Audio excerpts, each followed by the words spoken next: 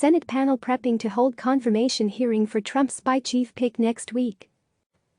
Washington. The Senate Intelligence Committee is taking steps to hold a confirmation hearing next week for President Donald Trump's nominee for Director of National Intelligence, Representative John Ratcliffe, when lawmakers return to Washington, according to sources familiar with the matter.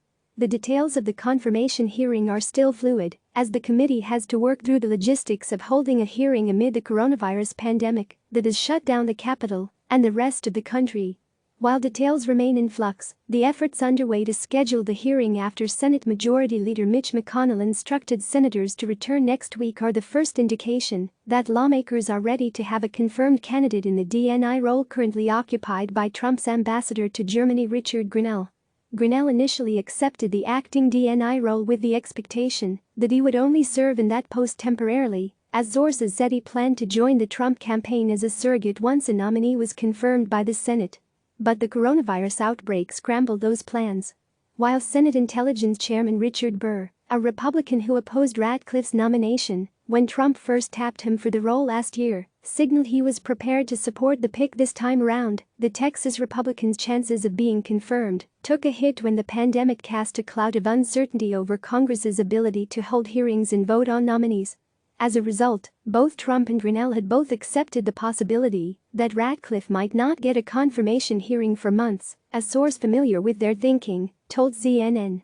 Grenell was prepared to stay acting DNI through the presidential election in November, the source said, adding that the Trump loyalist had become comfortable in the role despite his lack of prior intelligence experience.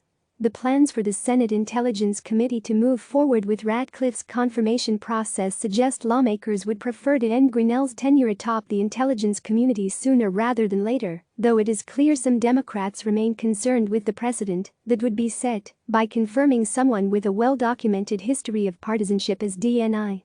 A spokeswoman for Burr declined to comment. The president's relationship with the intelligence community has been difficult since before his swearing-in, as Trump has made unsubstantiated claims that a deep state of career officials is out to get him. He's never accepted the intelligence community's assessment that Russia interfered in the 2016 election in an effort to help him win, and a briefing on Russia's intentions in 2020 helped lead to the ouster of his last acting director of national intelligence, Joseph Maguire. Grenell, a loyal ally of the president without an intelligence background, has had a contentious relationship with Capitol Hill since he took over in February. Democrats have accused him of carrying out a purge of top intelligence officials during his short tenure as acting DNI, and he's responded by striking a combative tone with lawmakers, signaling he has little regard for congressional oversight.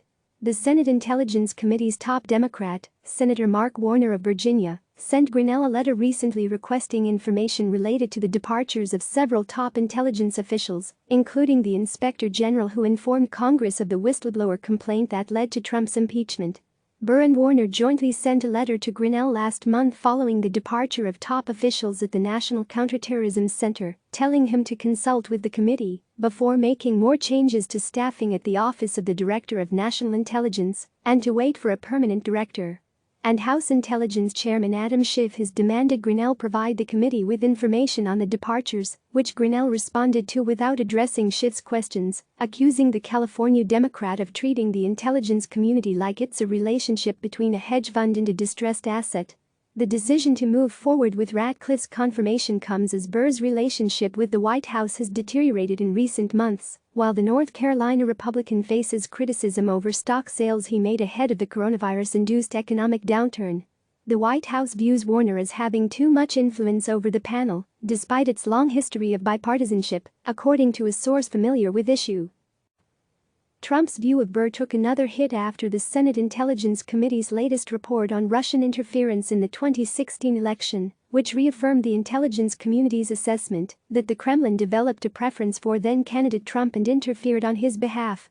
Trump, who has repeatedly refused to accept that Russia was helping him, said last week at a press conference he had not seen the report. Trump first announced his intent to nominate Ratcliffe to become Director of National Intelligence last year after the former intelligence chief, Dan Coats, resigned from the job. But that effort was quickly derailed after Senate Republicans voiced concerns following discrepancies that emerged in his background and his partisan record as a member of the House Intelligence Committee, which he joined in 2019. Ratcliffe withdrew his name from consideration amid the scrutiny and became a key defender of the president during the House's impeachment hearings in the House Intelligence and Judiciary Committee. After the Senate impeachment trial concluded, the president went forward with Ratcliffe as his pick once again, formally nominating him for the role after the unceremonious departure of acting DNI Joseph Maguire. The confirmation hearing is sure to be contentious, with Democrats likely to press Ratcliffe on his views on Russia's election meddling, the president's request from Ukraine for dirt on his political rival, and the president's general distrust of the intelligence community. Click subscribe to receive the latest news.